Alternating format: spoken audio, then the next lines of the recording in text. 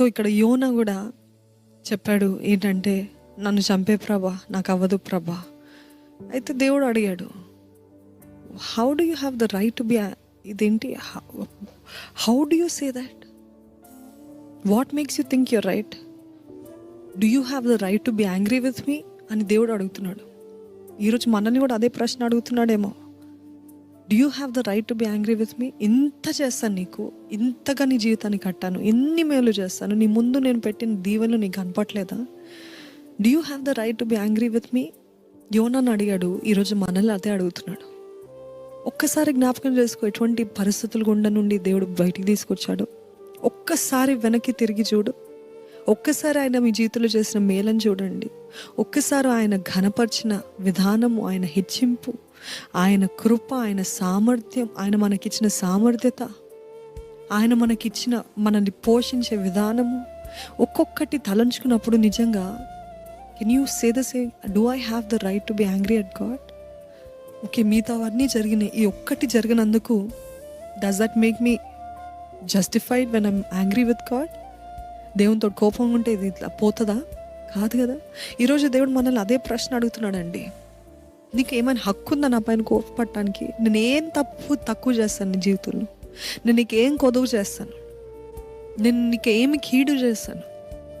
ఒకవేళ నిన్ను ఇది పరీక్షించడానికో, నీ విశ్వాసాన్ని స్థిరపరచడానికి దేవుడు ఇది అనుమతించినంత మాత్రాన మనం అందరం ఎగిరెగిరి పడి, అలిగి, కోప్పడి, ఇదిగో దేవా నువ్వు లేవా, నువ్వు లేవా, నువ్వు లేవా, నువ్వు ఉంటే ఎందుకు ఇట్లా అవుతుంది, నువ్వు ఉంటే ఎందుకు మౌనంగా ఉన్నావు, నువ్వు ఉంటే ఎందుకు ఇది అనుమతించావు అనే మాటలు మాట్లాడుతున్నారు. కానీ దేవుడు ఇది నన్ను పరీక్షించడానికి, లేకపోతే దేవుడు నన్ను ఇది విశ్వాసంలో స్థిరపరచడానికి, to make me solid in faith, లేకపోతే for God might be testing me, for God wants to correct me, maybe he's doing that అని ఎందుకు అనుకోకూడదు?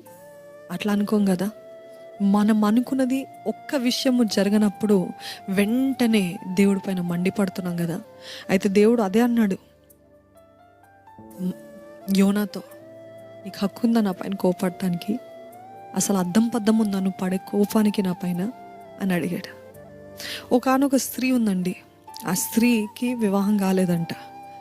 ఇది నిజంగా జరిగిన సంఘటన. వివాహం కానప్పుడు 5-6 సంవత్సరాలు ప్రార్థన చేసిందంట.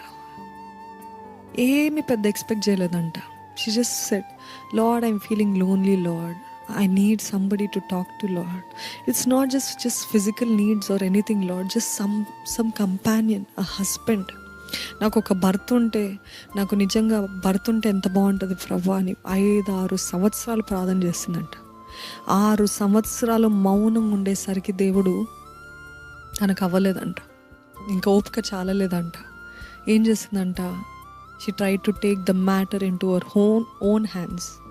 సరే దేవుడు ఏం చేసేలాగా లేడు, ఇదేదో నేనే చూసుకుంటానని చెప్పి ఎవరో కలిసిందంట. కలిసిన వెంటనే ఈయననే కరెక్ట్గా కనపడుతున్నాడు, ఈయన మంచిగానే ఉన్నాడు అన్నట్టు వెళ్ళిపోయిందంట. వెళ్ళి ఆయనని వివాహం చేసుకుందంట. వివాహం చేసుకున్న తర్వాత దేవుని అడిగింది లేదు, దేవుడు చిత్తము తెలుసుకుంది లేదు. ఇంకా దేవుడు ఏం చేయట్లేదని తన సొంత చేతులతో తన సొంత నిర్ణయాలు తీసుకుందంట. ఇంకా ఆఖరికి ఏమైందంటే, వివాహమైన కొన్ని రోజులకే తెలిసింది ఏంటంటే తను సీక్రెట్గా ఆల్కహాలిక్ అని, అంటే ఆయన త్రాగుబోతూ, ఆయన జాబ్ అని చెప్తూ, ఆఫీస్ అని చెప్తూ పక్కకు పోయి తాగుతున్నాడంట. తాగుతా ఉంటే ఈమె తెలిసిన వెంటనే దేవుని పైన రివర్స్ పడ్డదంట. మనలాగా దేవుడి పైన ఎగిరిపడ్డదంట, దేవుడి పైన కోపడ్డదంట. ఏంటి దేవుని పైన కోపము? నువ్వు చెయ్యవు, నేను చేసుకుంటే ఇట్లాంటి వ్యక్తి అని నాకు ముందే ఎందుకు చెప్పలేదు అని దేవుని పైన కోపడ్డదంట. I'm asking, does she have the right to be angry? Does she have the right? Because she took the matter into her own hands, she made the decision, she made everything, and she was telling God అంట, ఏం చెప్తుందంట, ఈయన ఇట్లాంటి వ్యక్తి అని నాకు ఎందుకు ముందే చెప్పలేదు, నన్ను ఎందుకు ఇట్లాంటి వివాహాలకి, నీకు తెలుసు కదా ముందే అన్నీ జరగకముందే ఎవరు ఎటువంటి వారు, నువ్వు ఎవరు omnipotent God, no you know everything, you know omniscient God, so you know everything, why couldn't you tell me అని దేవుడిపై మండిపడ్డదంట. How foolish, just like many of us today. మనము సొంత నిర్ణయాలు చేసి, మనము తప్పుడు కార్యాలు చేస్తూ, మనము దాని పరిణామాలు అనుభవిస్తున్నప్పుడు మరలా దేవుడి పైన తిరగబడతాము, దేవుడి పైన మండిపడతాము, దేవుడి పైన అలుగుతాము, దేవుడి పైన కోపడుతున్నాం. అయితే ఈరోజు మిమ్మల్ని అడిగే ప్రశ్న ఏంటంటే, do you have the right to be angry at God?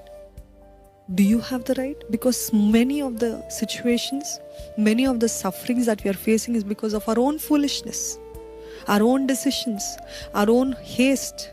మన తొందరపాటు, మన నిర్ణయాలు సొంత చేతులతో పాడు చేసుకోవడమే. దాని తర్వాత మరలా నువ్వు లేవా, నువ్వు చేయవా, దేవా నువ్వు చూడవా. ఆ రోజు యోనాను అడిగాడు దేవుడు, ఈరోజు మనల్ని అడుగుతున్నాడేమో, నిజంగా కోపట్టానికి అసలు ఏమైనా అర్థం పద్ధం ఉందా? అసలు ఎందుకు కోపడుతున్నావు? నువ్వేదో ఆవేశాలు చేసిన దానికి ఎందుకు కోపడుతున్నావు? ఒక కపుల్ ఉన్నారంట. ఆ కపుల్ అంట అప్పుడే ఒక వారి కుమార్తెను పోగొట్టుకున్నారంట, మరణించిందంట. హాస్పిటల్లో తన జీవితం కోసం పోరాడుతూ మరణించిందంట. అప్పటి వరకు చర్చ్లో పెద్దలు అన్నిట్లో హుషారుగా ఉండేవారు. ఎప్పుడైతే కూతురు మరణించిందో, దేవుడు ఉంటే ఇట్లా ఎందుకు జరగాలి? మేము ఆయనకి నమ్మకంగానే సర్వ్ చేస్తున్నాం కదా, మేము ఇంత నమ్మకంగా ఉంటే ఆయన ఇంత ఘోరం చేస్తాడా మాకు అని చెప్పి, దేవుడు లేడు, దయ్యం లేడు, ఏది లేదు, అసలు ఈ భక్తి అంత వ్యర్థం అంటూ ఇంకా ఇద్దరు మొత్తానికి దేవుని విడిచిపెట్టి వెళ్ళిపోయారంట. సేవ లేదు, పరిచర్య లేదు, ఏం లేదంట. How could God do this to me and never did they turn back to God again. How bad, how sad. ఈరోజు మన జీవితంలో కూడా కొన్ని పరిస్థితులు రాగానే వెంటనే మనము ఎందుకు ఇట్లా జరుగుతుంది, అసలు దేవుడు ఉంటే ఇట్లా జరగాల, దేవుడు ఉంటే ఇట్లా జరుగుతుందా అసలు అని దేవుడి పైన మండిపడుతున్నామేమో. జాగ్రత్త.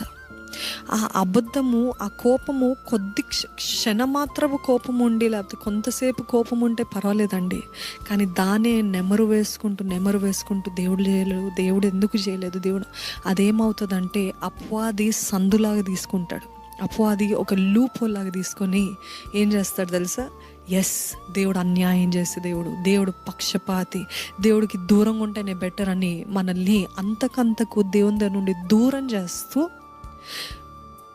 భయంకరమైన జీవితము, పాడైపోయిన జీవితము. డేవిడ్ ఫ్లడ్ జీవితం ఎలాగైపోయిందండి? 40 సంవత్సరాలు ఆల్కహాలిక్గా, త్రాగుబోతుగా జీవితం అంతా నాశనం చేయటం కాక తన కుమారుని జీవితం కూడా నాశనం చేసి 40 సంవత్సరాలు దేవుని పైన చేదుతో. It is destructive. When you are angry or when you are bitter at God, it is destructive. It is నాశనం చేస్తుంది మీ జీవితాన్ని. జాగ్రత్తగా ఉండండి, నాశనం చేస్తుంది. దేవుడు కొద్ది కాలం అర్థం చేసుకోగలుగుతాడు, ఎందుకు కోపడుతున్నావు దేవుడు అర్థం చేసుకోగలుగుతాడు. కానీ ఆ కోపం అలానే కొనసాగించారనుకోండి, దేవుడు ఇంకేం చేయడు. ఎన్నిసార్లు దేవుడు మాట్లాడాలని ప్రయత్నించినా, మీతోటి తన హృదయాన్ని పంచుకోవాలని ప్రయత్నించినా, మీరు అనుమతించకపోతే the devil will take over, the enemy will take over.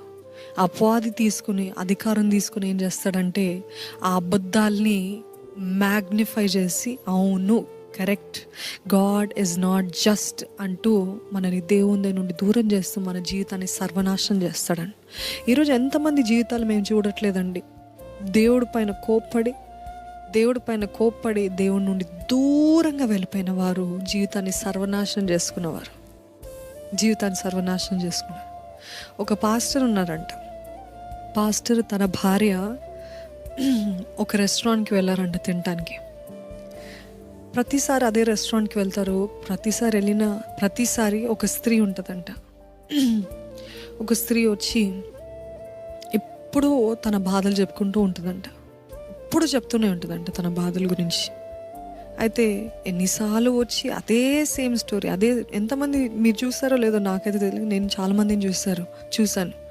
ఎన్నిసార్లు ఆ వ్యక్తిని కలిసినా, వాళ్ళ జీవితంలో జరిగిన అన్యాయము, వాళ్ళ జీవితంలో జరిగిన కష్టము ఎన్నిసార్లు కలిసినా ఒక 40-50 సంవత్సరాల క్రితము సంగతులు మరలా చెప్తూనే ఉంటారు. అసలు వేరే టాపిక్ ఉండదు, వేరే మాట ఉండదు. ఒకవేళ మీరు అట్లున్నారో లేకపోతే మీకు తెలిసిన వాళ్ళు అట్లున్నారో, చాలా తప్పైన మనస్తత్వం అది. ఎందుకంటే ఇంకా మంచి రాదు. ఎప్పుడు చూసినా నా జీవితంలో ఏ చేదు జరిగింది తెలుసా, పలానా 2001 ఇయర్లో ఏం జరిగింది తెలుసా, లేకపోతే 1984లో ఏం జరిగింది తెలుసా అంటూ చెప్తూ ఉంటారు. Don't let bitterness overtake you. Don't let past keep on pricking you. Don't let unforgiveness వద్దండి. అయితే ఈ స్త్రీ వచ్చి తన జీవితంలో జరిగిన ప్రతి కష్టము, ప్రతి బాధ, ప్రతి వేదన చెప్తూ ఉందంట. ఇంకా పాస్టర్ విసిగిపోయి, పాస్టర్ తన భార్య ఉందంట, ఆ పాస్టర్ భార్యకి ఈవిడ కంటే ఎక్కువ శ్రమలు, 26 సర్జరీస్ జరిగింది, ఎంతో అనారోగ్యము, కానీ ఎప్పుడు కూడా complaint చేయలేదంట.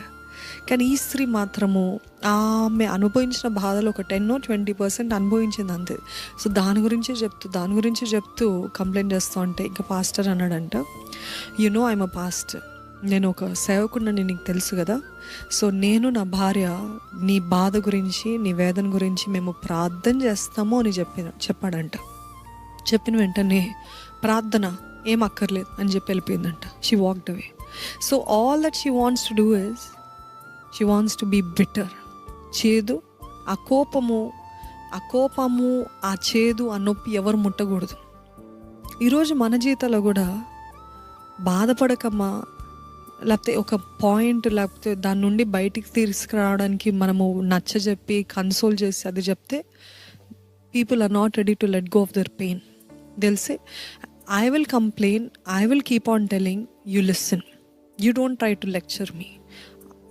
Everybody wants to feed their pain, feed their hurt, keep on protecting. ఒక పక్షిను మనము ప్రొటెక్ట్ చేస్తే ఎట్లా ప్రొటెక్ట్ చేస్తామండి? ఒక బిడ్డని ఎట్లా కాపులా కాస్తాము, అదే రీతిగా చాలామంది వారి గాయాన్ని, వారి నొప్పిని కాపలా కాస్తున్నారు. ఎట్లా కాపలా కాస్తున్నారంటే అది వాళ్ళ గుండెలోనే ఉంచుకుందామని. అది ఎవ్వరు ముట్టకూడదు, ఎవరు తీసేయడానికి ప్రయత్నించకూడదు, దేవుడికి కూడా అనుమతి ఇవ్వరు. ఆ నొప్పి గురించి, దేవా నా నొప్పి, you are worshipping your pain, you are worshipping your hurt, you are worshipping what went wrong with you in your life. Come out of it. You have to say, no, it's enough, I'm done. I will let God deal with this. I will let God heal this. Give your wound to God. Give your hurt to God. He's the only one who can heal you. Give your pain to God. He's the only one who can do anything about it. చాలామంది ఎట్లా అయిపోయిందంటే ఆ నొప్పి నుండి ఎవరు బయటికి తీసుకురావడానికి ప్రయత్నించినా వాళ్ళు శత్రువులు అయిపోతారు. You are constantly taking care. ఏదో ఒక కుక్క పిల్ల ఉందనుకోండి, ఆ కుక్క పిల్లని ఎప్పుడు చూసినా రుద్దుతూ ఉంటారు చూడండి. ఓ నా కుక్క పిల్ల ముద్దాడుతూ ఉంటారు చూడండి. ఎంతగా పట్టించుకుంటారు, తిన్నావా, తాగవా. అట్లాగా ప్రతి ఒక్కరు కూడా చాలామంది వాళ్ళ గాయాన్ని, వారి నొప్పిని, నా నొప్పి, నా వేదన, నా శ్రమ, నా చేదు, నా జీవితము అంటూ వారి నొప్పిని they're protecting, they're taking care, they're feeding the hurt, they're feeding the pain. Be careful. Even the Holy Spirit can't do anything if you won't let Him. If you won't say, Lord, here's my wound, here's my pain, here's this, can you please heal me అని చెప్పగలిగితే అప్పుడు పరిశుద్ధాత్ముడు ఏమైనా చేయగలుగుతాడు. కానీ ఆ స్త్రీలాగా ఎప్పుడైతే pastor నేను ప్రార్థన చేస్తాను అని చెప్పినో ఏం అక్కర్లేదని వెళ్ళిపోయిందో, అదే రీతిగా మన నొప్పిని కూడా మనము ఒక కుక్క పిల్లని పెంచినట్టు పెంచుతూ ఉన్నాం. Let go of the hurt.